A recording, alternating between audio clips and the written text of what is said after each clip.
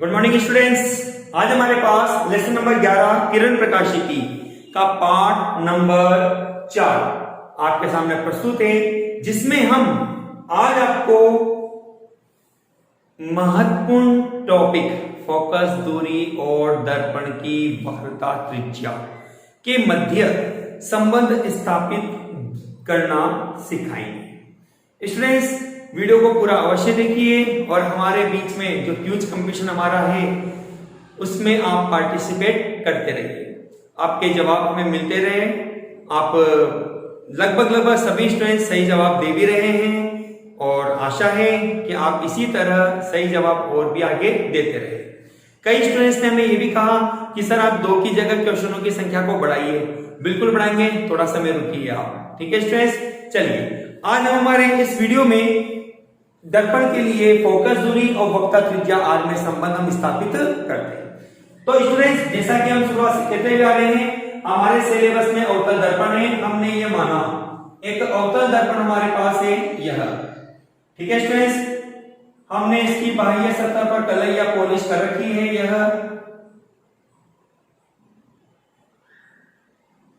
यह आपके पास इस दर्पण का मध्य बिंदु, जिसे हम ध्रुव के नाम से जानते हैं। स्टूडेंट्स, यह आपके पास है परावर्तक तल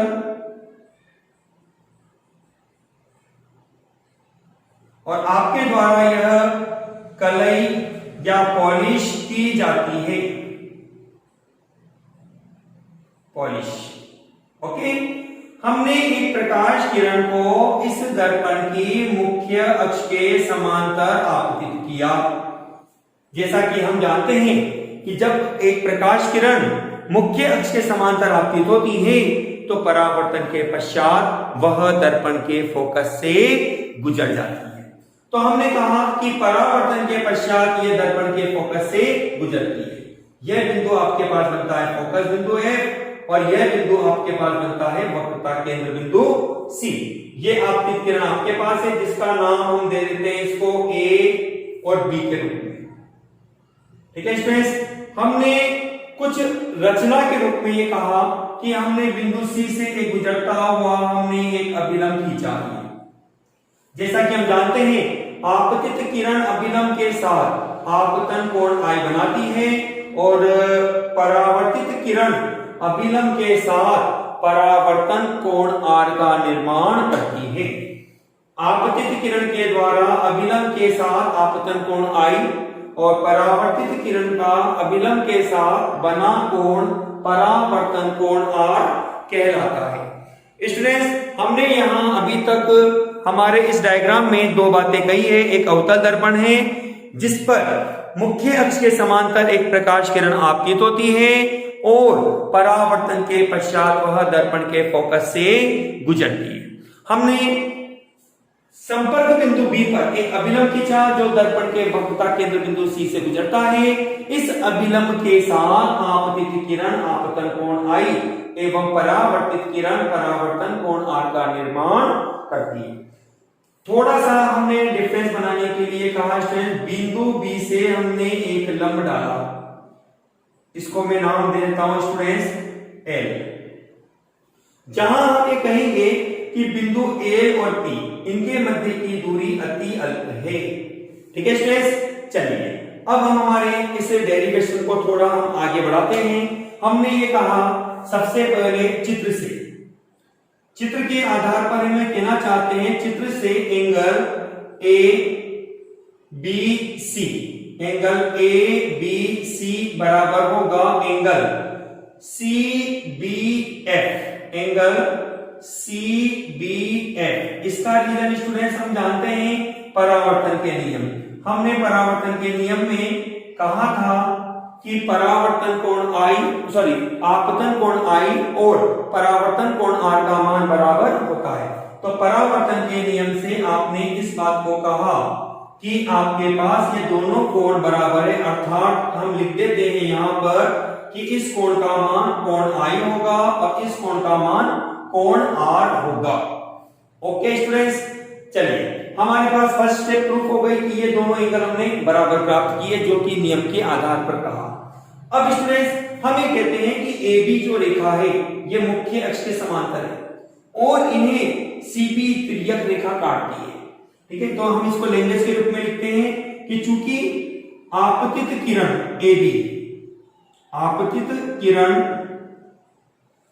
AB मुख्य अक्ष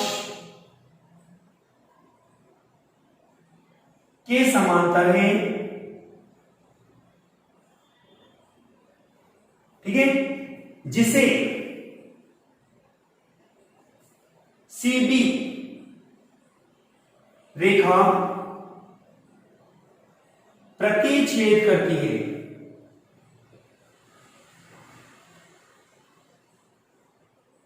ओके स्टूडेंट्स, इस आधार पर स्टूडेंट्स हमें डायग्राम से दो महत्वपूर्ण चीजें प्राप्त होती है। मेरी बात को दोबारा से सुनिएगा। हमने कहा आपतित किरण जो है AB वो मुख्य अक्ष से समांतर है और जिसे CB रेखा प्रतिच्छेद करती है। तो ऐसी अवस्था में हमारे पास एंगल AB और C, एंगल ABC बराबर होगा एंगल BCF, एंगल BCF, क्योंकि यहां आपके पास ये कोण बनते हैं एकांतर कोण। ये रीजन आपके पास बनता है एकांतर कोण। अब ये एंगल I है तो स्टूडेंट्स ये एंगल भी आपको I प्राप्त होगा। तो मैं यहां कह सकता हूं कि ये कोण मेरे को प्राप्त होगा कितना, एंगल I के रूप में। ठीक है स्टूडेंट्स, ये कोण आपको एंगल I के रूप में प्राप्त होगा। ओके, हमने दो बातें यहां सीखी। हमने ये कहा कि त्रिभुज CBF में एक तो एंगल I हमें प्राप्त हो गया, एंगल R हमें प्राप्त हो गया। तो हमें जानते हैं कि किसी त्रिभुज में यदि दो कोण परस्पर बराबर है, पहले हम ये कहें बराबर कैसे होंगे, इसका रीजन क्या है। तो हम ये कह सकते हैं इसलिए परावर्तन के नियम से हमें यहां मिलेगा कि एंगल BCF बराबर होगा एंगल CBF। रीजन आपके पास बना परावर्तन के नियम से।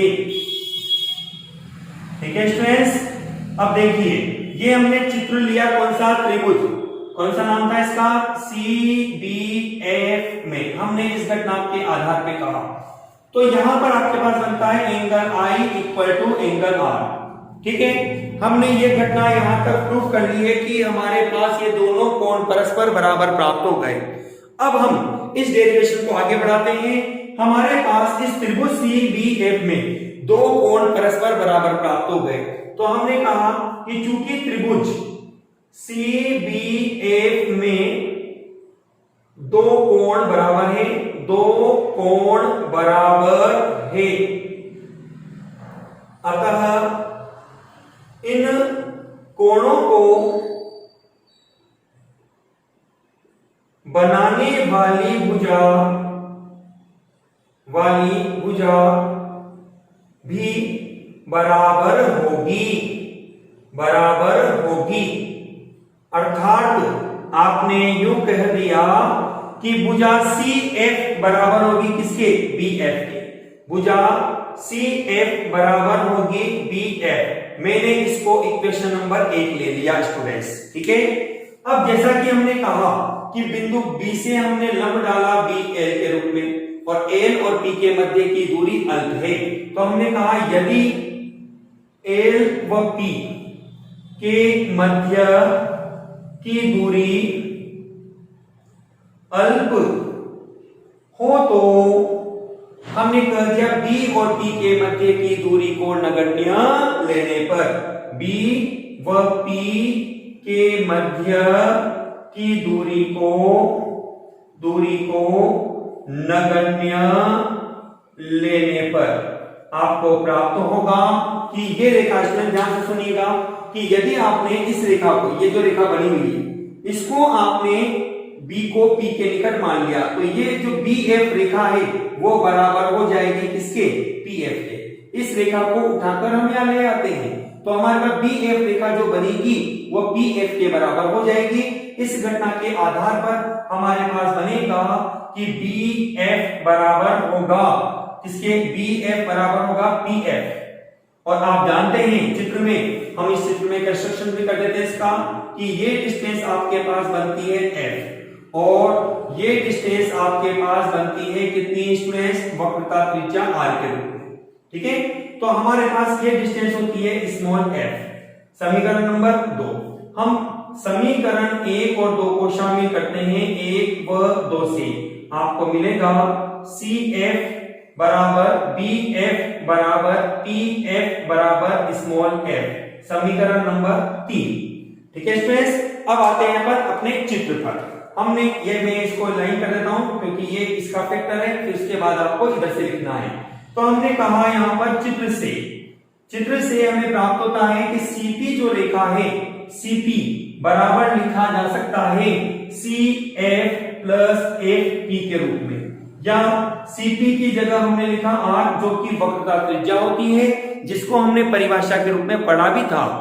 CP equal to R, CF आपने निकाला और FP आपके पास है F के रूप में, तो F प्लस F, तो हमें प्राप्त होता है R बराबर होगा 2F, जिसके आधार पर हम कहते हैं कि दर्पण की वक्रता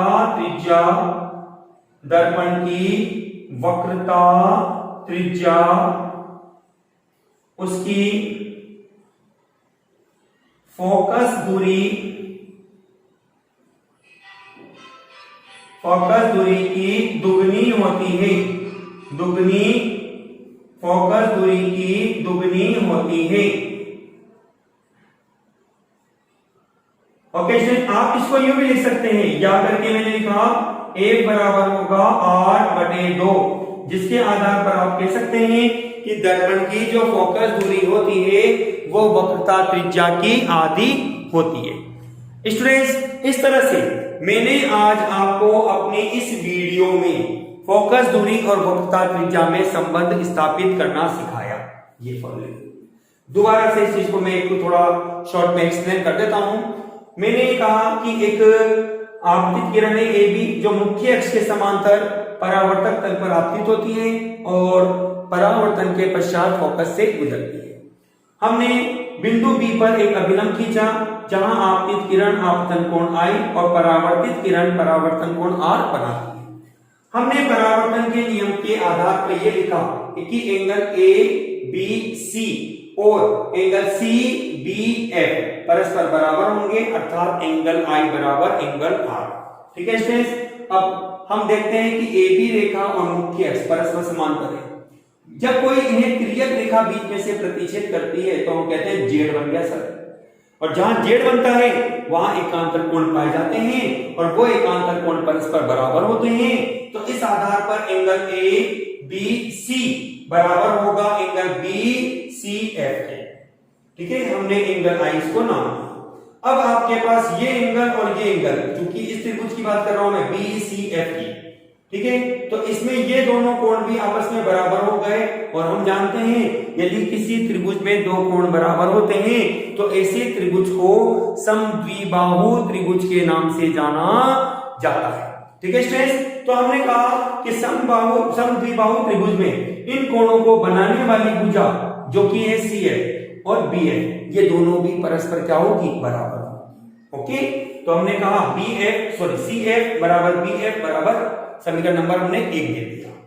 अब हम ये कहते हैं कि यदि इस बिंदु B को हम कहां ले आते हैं? P पर ले आते हैं, अर्थात ये रेखा BF रेखा बराबर हो जाती है किसके? PF रेखा की, जो कि लंबाई में किसके बराबर है? F के बराबर, फोकस दूरी के बराबर। तो इस आधार पर हम कहेंगे BF बराबर PF बराबर F।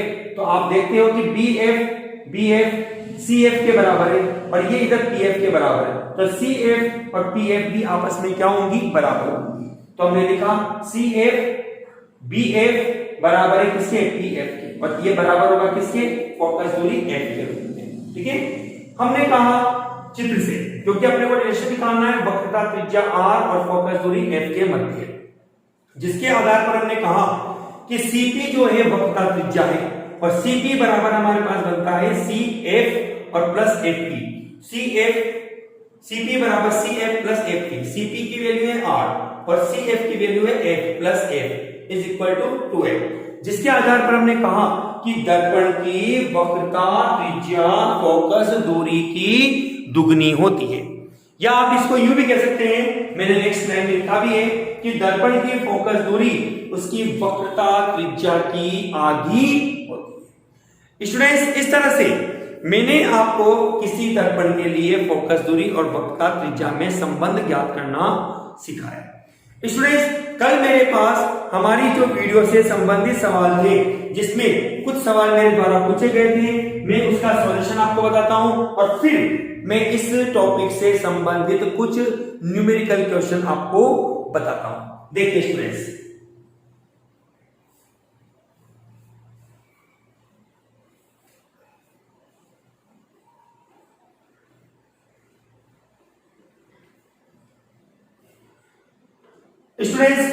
कल के हमारे पास आंसर पार्ट हमारा जो कल था 3 के आंसर है। क्वेश्चन नंबर 1 आपके पास था कल का। क्वेश्चन नंबर 1 में आपको बोला गया था, कल मैंने आपको पार्ट नंबर 3 से 3 सवाल दिए थे, जिसमें मैंने कहा था कि यदि वस्तु दर्पण के फोकस पर है, यदि किसी वस्तु को दर्पण के फोकस पर रखा जाता है तो वस्तु का अंतिम प्रतिबिंब कहां बनेगा। तो स्टूडेंट्स, पहले क्वेश्चन का आंसर बनता है आपके पास, यदि वस्तु फोकस पर है तो अंतिम प्रतिबिंब अनंत पर प्राप्त होगा। आपके पास पहले क्वेश्चन का आंसर बनता है अनंत। क्वेश्चन नंबर 2, जिसमें मैंने आपसे पूछा गया था कि परावर्तन के नियम लिखिए, तो स्टूडेंट्स इसको हमने हमारी वीडियो में प्रस्तुत किया भी था।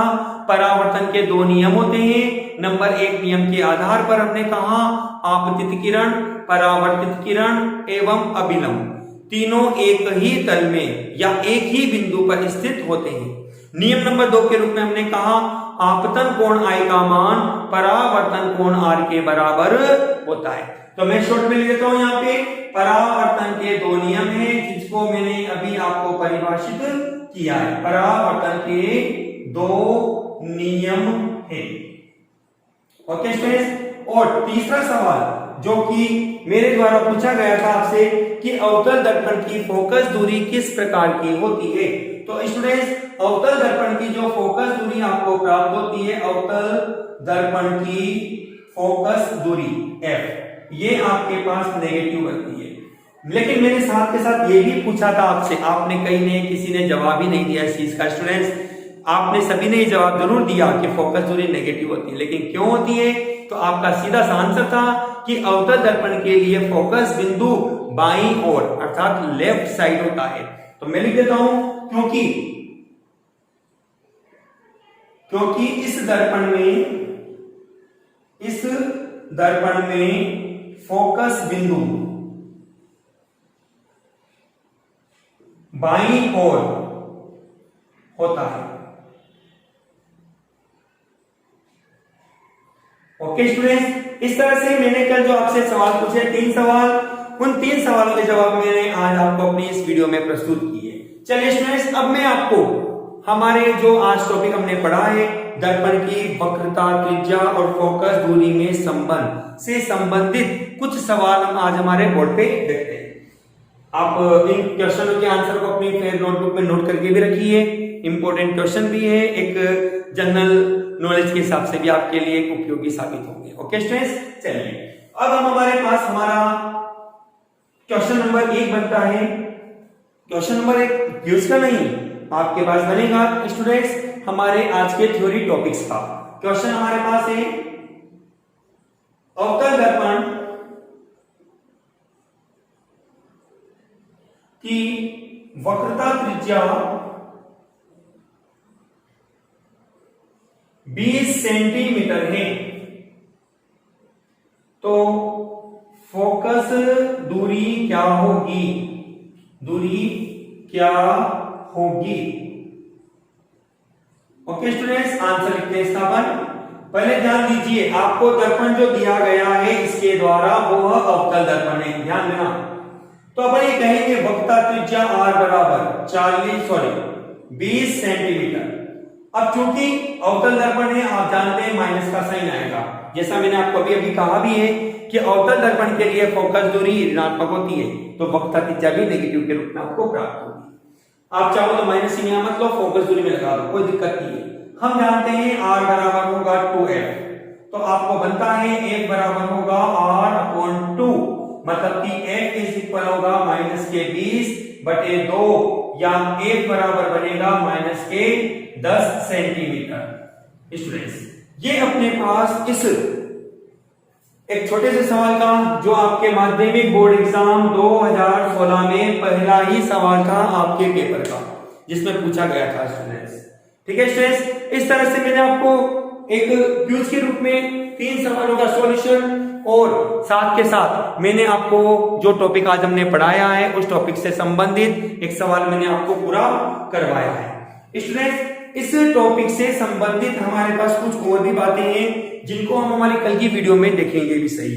आज क्विज के रूप में स्टूडेंट्स मैं आपके सामने वापस से 3 सवाल आपको रखता हूं, क्योंकि डिमांड आपकी क्वेश्चनों की बढ़ती चली जा रही है। कई स्टूडेंट्स ने मुझे इस चीज को भी बोला कि सर आप क्वेश्चनों में संख्या 2 की जगह 3 या क्वेश्चन 4 आप पूछिए। तो स्टूडेंट्स, अपन कोशिश करेंगे कि धीरे धीरे इनमें से इन संख्याओं को हम बढ़ाना स्टार्ट कर दें। तो स्टूडेंट्स, नंबर 1 आज का मेरा सवाल जो है वो है परावर्तन की घटना में कौन सी राशि नियत रहती है। ये मेरे पास आज का पहला सवाल है स्टूडेंट्स। इसी प्रकार से मेरा जो क्वेश्चन नंबर 2 आपके पास है उसके आधार पर मैं आपको कहूंगा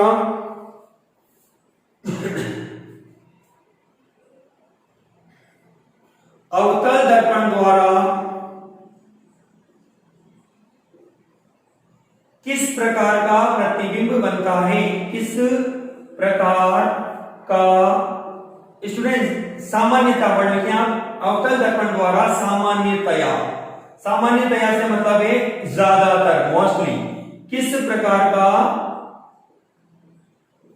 प्रतिबिंब बनता है।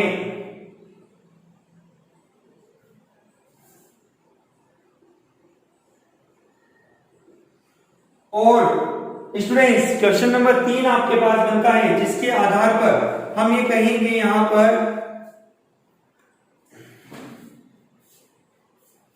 यदि एक प्रकाश किरण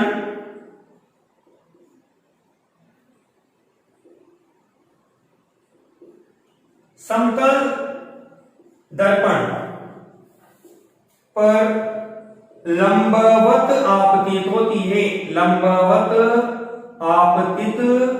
होती है, तो उसका पथ किस प्रकार का होगा, उसका पथ किस प्रकार का होगा।